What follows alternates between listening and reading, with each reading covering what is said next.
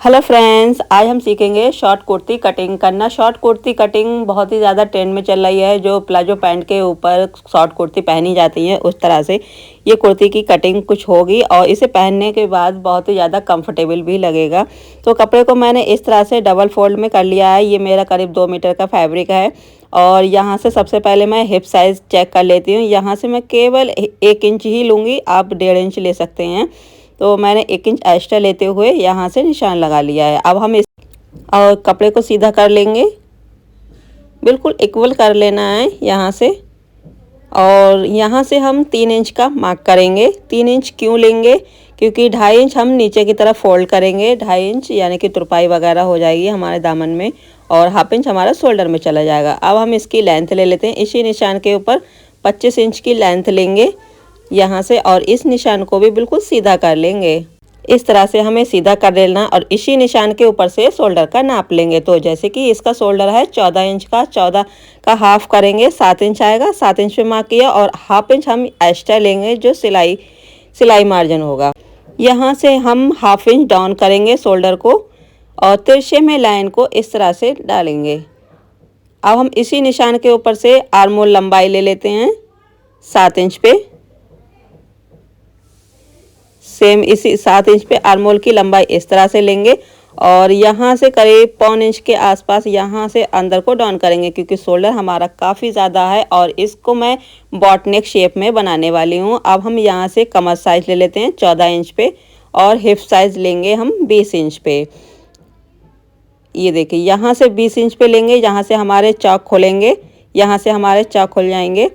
इस तरह से हमें निशान लगा लेना है और ये हमारा दामन का निशान है। अब हम यहाँ से चेस्ट का निशान लेंगे। तो जैसे कि इसका चेस्ट है 36 इंच का और 36 का हम जब 4 पार्ट करेंगे कितना आएगा निकल के 9 इंच। ये मैंने बॉडी से मेजरमेंट लेके इसकी हम मार्किंग करेंगे। यहाँ से इस तरह से इंची टेप को 4 भाग में इस तरह से कर लेना है। ये देखिए और जो भी आपका निकल के आएगा ये देखिए मेरा ये इस तरह से हमें कर लेना है 4 भाग में और यहाँ पे इंची टेप को रखेंगे और एक मार्क कर लेंगे यहाँ से। ये तो फिक्स नाप हो गया। अब हम इसमें लूजिंग ऐड करेंगे। 1 इंच की हम यहाँ पे लूजिंग ले लेते हैं। ये देखिए यहाँ से हमने लूजिंग ले ली। ये मार्जिन नहीं, ये लूजिंग है हमारी और मार्जिन इसको आगे की तरफ लेंगे, 1 इंच का मार्जिन लेंगे। अब हम यहाँ से कमर साइज निकालेंगे। जैसे कि इसकी कमर साइज हमारी 31 इंच की। 31 का जब हम 4 पार्ट करेंगे कितना आएगा निकल के और 31 का हम 4 पार्ट करेंगे कितना आएगा 7.25 इंच निकल के आएगा।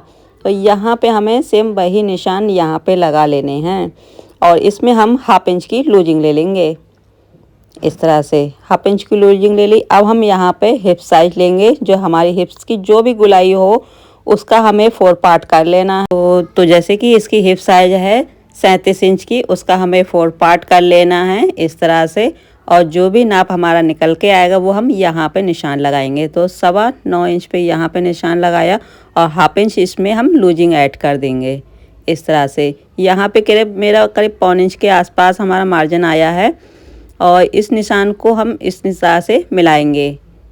जो पहले वाला निशान है उसको हम छोड़ देंगे और दूसरा वाला जो निशान है उसी के ऊपर से ही मार्किंग करेंगे।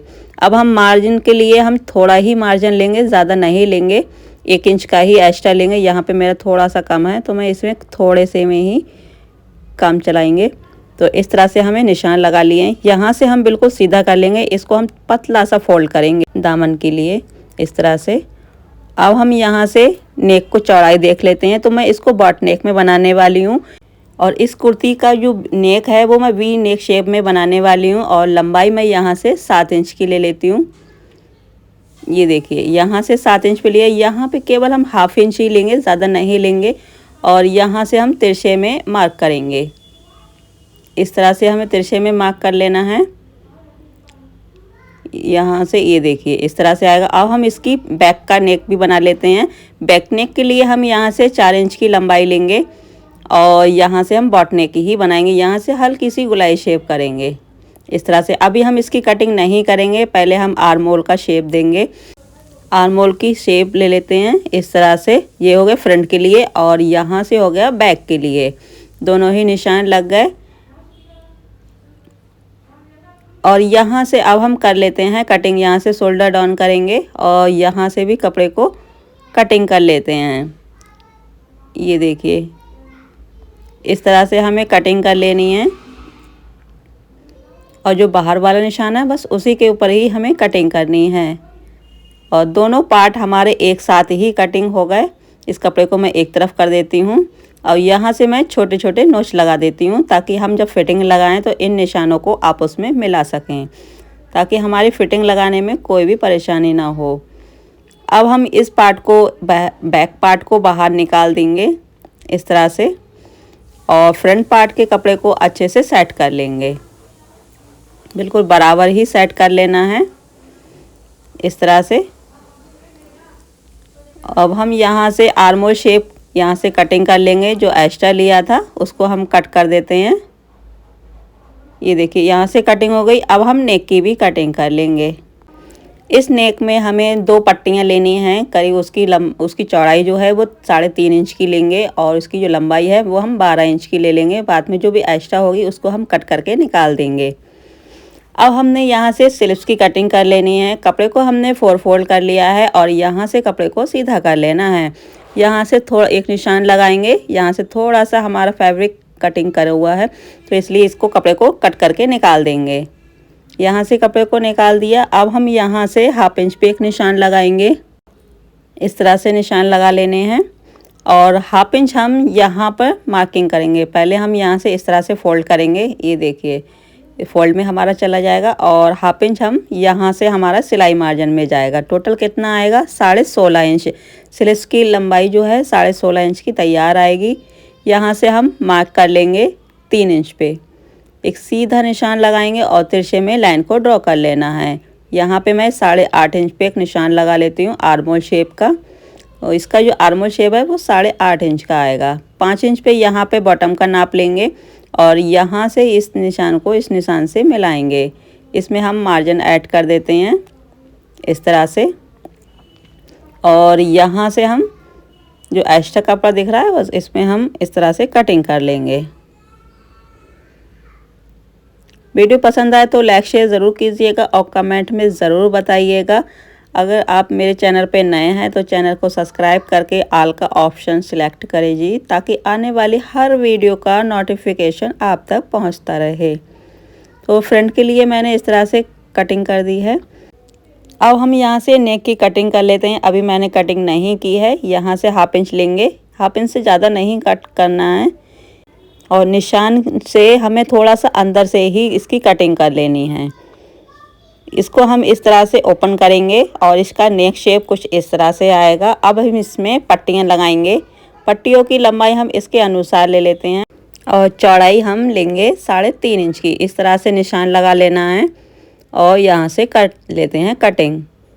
तो ये देखिए मैंने 2 पट्टियाँ इसमें कट कर ली हैं कुछ इस तरह से। ये करीब 3.5 इंच की पट्टी है तो ये कितनी आएगी 1.5 इंच आएगी हमारी निकल के और यहाँ से हमारा मार्जिन में चला जाएगा।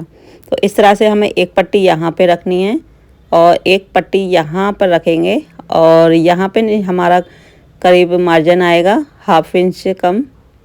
इस तरह से यहाँ पे हमें सिलाई को चलाना है। यहाँ पे हमें स्टॉप कर देना है और यहाँ से हम सिलाई को चलाएंगे और यहाँ से इस तरह से सिलाई को चलाते जाएंगे। ये देखिए यहाँ स्टॉप कर देना है और यहाँ से जो भी एक्स्ट्रा है उसको हम कट कर देंगे।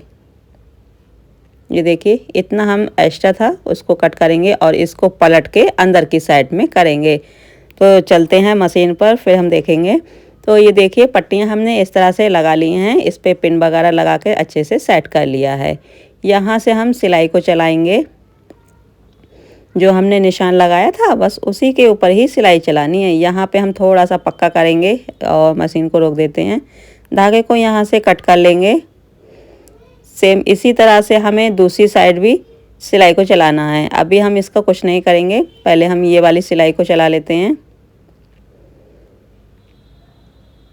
और यहाँ से हम थोड़ा सा पक्का कर लेते हैं और यहाँ से लेके यहाँ तक चलाएंगे सिलाई। जो लोग बिगिनर हैं उन लोगों के लिए ये वीडियो बहुत ही ज़्यादा हेल्पफुल रहेगी। आप बहुत ही ध्यान से देखिएगा और ये नेक बहुत ही ज़्यादा सुंदर लगता है कुर्तियों के ऊपर। यहाँ से मैं अंदर की साइड से एक छोटा सा कट लगा लेती हूँ, मगर याद रहे आपकी सिलाई नहीं कटनी चाहिए।